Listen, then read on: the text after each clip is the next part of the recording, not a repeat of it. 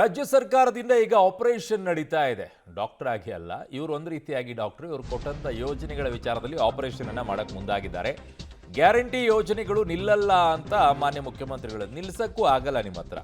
ಆದರೆ ಗೃಹಲಕ್ಷ್ಮಿ ಹಣ ಮಾತ್ರ ಬಿಡುಗಡೆ ಇಲ್ಲ. 3 ತಿಂಗಳ ಗೃಹಲಕ್ಷ್ಮಿ ಹಣ ಸರ್ಕಾರ ಪಾವತಿಸಿಲ್ಲ. 3 ತಿಂಗಳ ಹಣವನ್ನು ಪಾವತಿಸದೆ ಬಾಕಿ ಉಳಿಸ್ಕೊಂಡಿದೆ. ಮಾರ್ಚಲ್ಲಿ ಬಂದಿದೆ ಅಂತ ಹೇಳ್ತಾ ಇದ್ರು. ಏಪ್ರಿಲ್, ಮೇ ಮತ್ತು ಜೂನ್ ಈ 3 ತಿಂಗಳ ಹಣ ಬಂದಿಲ್ಲ ಇನ್ನು. ಸೊ ಏಪ್ರಿಲ್, ಮೇ, ಜೂನ್ ತಿಂಗಳ ಗೃಹಲಕ್ಷ್ಮಿ ಹಣ ಬಾಕಿ ಇದೆ. ಹಣ ಬಿಡುಗಡೆ ಮಾಡದೆ ಪರಿಷ್ಕರಣೆಯನ್ನ ಸರ್ಕಾರ ಮಾಡ್ತಾ ಇದೆ. ಆಮೇಲೆ ಹಬ್ಬ ಬಂದ ತಕ್ಷಣ ಹಾಕ್ತಾರೆ. ಗಣಪತಿ ಹಬ್ಬಕ್ಕೆ ಬರ್ಬೋದು ನಿಮಗೆ, ಇಲ್ಲ ನಾಗರ ಪಂಚಮಿ ಹಬ್ಬಕ್ಕೆ ಬರಬಹುದು, ಪಂಚಮಿಗೆ. ಸೊ ಈಗ ನಿಮಗೆ ಸಿಗಬೇಕಾಗಿರುವಂಥದ್ದು ಗೃಹಲಕ್ಷ್ಮಿ ಹಣ 3 ತಿಂಗಳದ್ದು. ಅದನ್ನು ಮುಂದಿನ ತಿಂಗಳು ಒಮ್ಮೆ ಎಲ್ಲ ಪರಿಷ್ಕರಣೆ ಆದ ಮೇಲೆ ಪಂಚಮಿಗಾದರೂ ಹಾಕ್ತಾರೆ. ಯಾಕಂದರೆ ಹೆಣ್ಮಕ್ಳಿಗೆ ಹಬ್ಬ ಅಂತಾರೆ ಪಂಚಮಿ. ಅದನ್ನು ಬಿಟ್ಟರೆ ಗಣಪತಿ ಹಬ್ಬಕ್ಕೆ ಹಾಕ್ಬೋದೇನೋ. ನನ್ನ ಸಹೋದ್ಯೋಗಿ ಈಗ ಲೋಕೇಶ್ ನನ್ನ ಸಂಪರ್ಕಕ್ಕೆ ಸಿಗ್ತಾ ಇದ್ದಾರೆ ಮೆಟ್ರೋ ಬ್ಯೂರೋಯಿಂದ. ಲೋಕೇಶ್, ಈಗ 3 ತಿಂಗಳದ್ದು ಬಾಕಿ ಉಳಿಸ್ಕೊಂಡಿದೆ.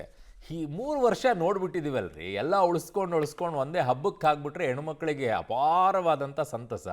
ಹಾಗಾಗಿ ಮುಂದಿನ ತಿಂಗಳು ಪಂಚಮಿ ಬರುತ್ತೆ, ಇಲ್ಲ ಅದೇನಾದರೂ ಮಿಸ್ ಆದರೆ ಅದರ ನೆಕ್ಸ್ಟ್ ಗಣಪತಿ ಹಬ್ಬ ಬರುತ್ತೆ. ಎಲ್ಲ ಸೇರಿ ಒಮ್ಮೆ ಹಾಕಿಬಿಟ್ರೆ ಎಲ್ಲ ಕೋಪ ಗೀಪ ಎಲ್ಲ ಹೆಣ್ಮಕ್ಳು ತಣ್ಣಗೆ ಮಾಡ್ಕೊಂಡ್ಬಿಡ್ತಾರೆ.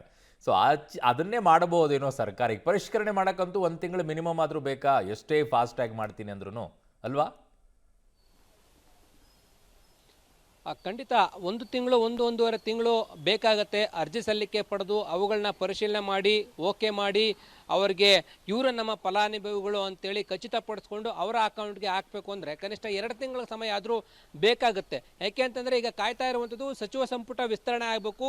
ವಿಸ್ತರಣೆ ಆದ ಬಳಿಕ ಮಹಿಳಾ ಮತ್ತು ಮಕ್ಕಳ ಕಲ್ಯಾಣ ಇಲಾಖೆ ಸಚಿವರು ಬರಬೇಕು. ಆ ಸಚಿವರು ಬಂದ ಮೇಲೆ ಇಲಾಖೆಯ ಜೊತೆ ಮೀಟಿಂಗನ್ನು ಮಾಡಿ ಮತ್ತೆ ಈಗ ಹೊಸದಾಗಿ ಅರ್ಜಿ ಕರೆದು ಏನು ಪ್ರಗತಿ ಆಗಿದೆ ಗೃಹಲಕ್ಷ್ಮಿ ಯೋಜನೆಯಲ್ಲಿ ಅವರು ರಿವ್ಯೂವನ್ನು ಮಾಡಿ ಅವರ ಒಪ್ಪಿಗೆ ಮತ್ತು ಸೂಚನೆಯನ್ನು ತೆಗೆದುಕೊಂಡು ಅರ್ಜಿಯನ್ನು ಕರಿಬೇಕಾಗತ್ತೆ.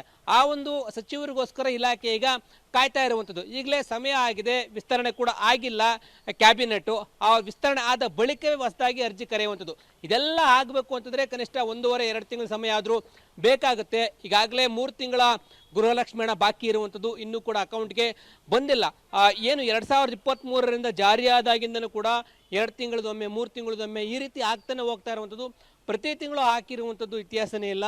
ಆ ರೀತಿಯಾಗಿ ಗೃಹಲಕ್ಷ್ಮಿ ಹಣ ಆಗ್ತಾ ಇರುವಂಥದ್ದು. ಅಂದರೆ ಗೃಹಲಕ್ಷ್ಮಿ ಹಣ ಬರ್ತಾ ಇದೆ, ಆದರೆ ಪ್ರತಿ ತಿಂಗಳು ಬರ್ದೇ 2 ತಿಂಗಳದು 3 ತಿಂಗಳದು ಆಗ್ತಾ ಇರುವಂಥದ್ದು. ಈಗನೂ ಅಷ್ಟೇ ಪರಿಷ್ಕರಣೆ ಮಾಡ್ತೀವಿ, ಹೊಸದಾಗಿ ಅರ್ಜಿ ಕರಿತೀವಿ ಅಂತೇಳಿ ಸರ್ಕಾರ ಹೇಳ್ತಾ ಇದೆ. ಇದರ ಜಟಾಪಟಿಯ ಮಧ್ಯೆ 3 ತಿಂಗಳ ಗೃಹಲಕ್ಷ್ಮಿ ಹಣ ಬಾಕಿ ಇದೆ. ಮಾರ್ಚ್ವರೆಗೂ ಮಾತ್ರ ಹಾಕಿರುವಂಥದ್ದು. ಏಪ್ರಿಲ್ ತಿಂಗಳು, ಮೇ ತಿಂಗಳು ಮತ್ತು ಈಗ ಜೂನ್ ತಿಂಗಳು ಅಮೌಂಟ್ ಕೂಡ ಹಾಕಬೇಕಾಗತ್ತೆ. ಹಣಕಾಸು ಇಲಾಖೆಯಿಂದ ಏಪ್ರಿಲ್ ತಿಂಗಳ ಹಣ ಬಿಡುಗಡೆ ಆಗಿದೆ ಅಂತ ಇಲಾಖೆಯವರು ಹೇಳ್ತಾರೆ, ಆದರೆ ಫಲಾನುಭವಿಗಳ ಅಕೌಂಟ್ಗೆ ಇನ್ನೂ ಅಮೌಂಟ್ ಬಂದಿಲ್ಲ. ಆ ರೀತಿಯಾಗಿ 3 ತಿಂಗಳ ಬಾಕಿ ಹಣವನ್ನು ಉಳಿಸ್ಕೊಂಡಿರುವಂಥದ್ದು. ನೋಡಬೇಕು, ಪರಿಷ್ಕರಣೆ ಆದ ಬಳಿಕ ಹೊಸದಾಗಿ ಅರ್ಜಿ ಕರೆದು ಇಷ್ಟಿಷ್ಟೇ ಫಲಾನುಭವಿಗಳಿದ್ದಾರೆ ಅಂತೇಳಿ ಫಿಲ್ಟರಲ್ಲಿ ಮಾಡಿ ಖಚಿತಪಡಿಸ್ಕೊಂಡ ಬಳಿಕ ಅಮೌಂಟ್ ಹಾಕ್ತಾರಾ ಅಥವಾ ಬಾಕಿ ಇರುವಂಥ 3 ತಿಂಗಳ ಅಮೌಂಟ್ ಹಾಕ್ತಾರಾ ಇಲ್ಲವಂಥದ್ದು. ಯಾಕೆಂದರೆ ಈಗಾಗಲೇ ನಕಲಿ ಫಲಾನುಭವಿಗಳಿದ್ದಾರೆ. ಡೆತ್ ಆದವರ ಅಕೌಂಟ್ಗೂ ಕೂಡ ಅಮೌಂಟ್ ಹೋಗ್ತಾ ಇದೆ. ಬೇರೆಯವರ ನಂಬರನ್ನು ಕೊಟ್ಟು ಹಣವನ್ನು ಪಡಿತಾ ಇದ್ದಾರೆ. ಇಷ್ಟೆಲ್ಲ ಆರೋಪಗಳು ಮುಖ್ಯಮಂತ್ರಿಗಳೇ ಮಾಡಿರುವಾಗ ಈ ಹಣವನ್ನು ಹಾಕ್ತಾರೆ ಅನ್ನುವಂಥದ್ದು ಯಾವ ಗ್ಯಾರಂಟಿ ಮೇಲೆ? ಹಾಗಾಗಿ ಪರಿಷ್ಕರಣೆ ಆದ ಬಳಿಕನೇ ಹಾಕ್ತಾರೆ ಅನ್ನುವಂಥ ಒಂದು ಅನುಮಾನಗಳು ಕಾಡ್ತಾ ಇರುವಂಥದ್ದು. ಅರುಣ್, ಓಕೆ, ಹಾಗೆ ಸಂಪರ್ಕದಲ್ಲಿರಿ ಲೋಕೇಶ್, ವಾಪಸ್ ಬರ್ತೀನಿ ನಿಮ್ಮ ಹತ್ರ. ಸೊ ಈಗ ಸರ್ಕಾರ ಈ ನಿಟ್ಟಿನಲ್ಲಿ ಯೋಚನೆ ಮಾಡ್ತಾ ಇರುವಂಥದ್ದು ಪರಿಷ್ಕರಣೆಯನ್ನು ಮಾಡೋಕ್ಕೆ. ಆದರೆ ಈ ಹಿಂದಿನ ಕಳೆದ 3 ವರ್ಷದಲ್ಲಿ BPL ಪರಿಷ್ಕರಣೆಯನ್ನು ಮಾಡಿನೇ 4 ಲಕ್ಷ BPL ಕಾರ್ಡಿಂದ ಅದು APL ಕಾರ್ಡಿಗೆ ಹೋಗಿದೆ. ಕೆಲವು APL ಕಾರ್ಡು ಅಲ್ಲ, ಪೂರ್ತಿ ಸಂಪೂರ್ಣವಾಗಿ ರದ್ದೇ ಆಗಿಬಿಟ್ಟಿವೆ. ಅವುಗಳೇ ಅಥವಾ ಇದು ಮತ್ತೆ ಸಪರೇಟಾ ಅನ್ನೋದು ನನಗೆ ಯಾವಾಗಿದ್ರೂ ಕಾಡುವಂಥ ಪ್ರಶ್ನೆ. ಅದಕ್ಕೆ ಉತ್ತರವನ್ನು ಸರ್ಕಾರ ಇನ್ನೂ ಕೊಡ್ತಾ ಇಲ್ಲ. ಗೃಹಲಕ್ಷ್ಮಿ, ಗೃಹ ಜ್ಯೋತಿ ಯೋಜನೆಗಳ ಪರಿಷ್ಕರಣೆಯಿಂದ ವರ್ಷಕ್ಕೆ 100 ಕೋಟಿ ಉಳಿತಾಯನ. ವರ್ಷಕ್ಕೆ 100 ಕೋಟಿ ಅಲ್ಲ, ಅದು ವರ್ಷಕ್ಕೆ 1,000 ಕೋಟಿ ಉಳಿಯುತ್ತೆ.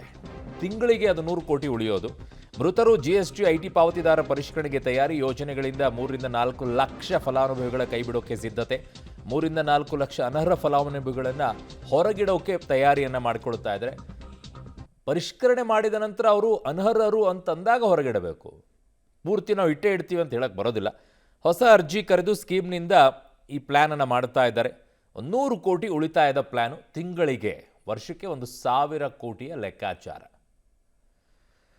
ಸೊ ಹಾಗಿದ್ದಾಗ ಎಷ್ಟು ಲೆಕ್ಕಾಚಾರವನ್ನು ಅಂತದನ್ನ ನಿಮಗೆ ಸ್ಕ್ರೀನ್ ಮೇಲೆ ಕೊಡ್ತಾ ಇದ್ದೀವಿ. ಒಟ್ಟು ಫಲಾನುಭವಿಗಳಿರೋದು 1,24,00,000. ಅದು ಆ್ಯಕ್ಚುಲಿ 1,28,00,000 ಇತ್ತು. ಅದು 4 ಲಕ್ಷ ಕಳೆದ ವರ್ಷನೇ ಮೈನಸ್ ಆಗಿತ್ತು. ಈಗ ಅದು 1,24 ಆಗಿದೆ. ಪ್ರತಿ ವರ್ಷ 29,760 ಕೋಟಿ ಪಾವತಿ ಆಗತ್ತೆ ಪ್ರತಿ ವರ್ಷ ಇಷ್ಟು ಮಹಿಳೆಯರಿಗೆ.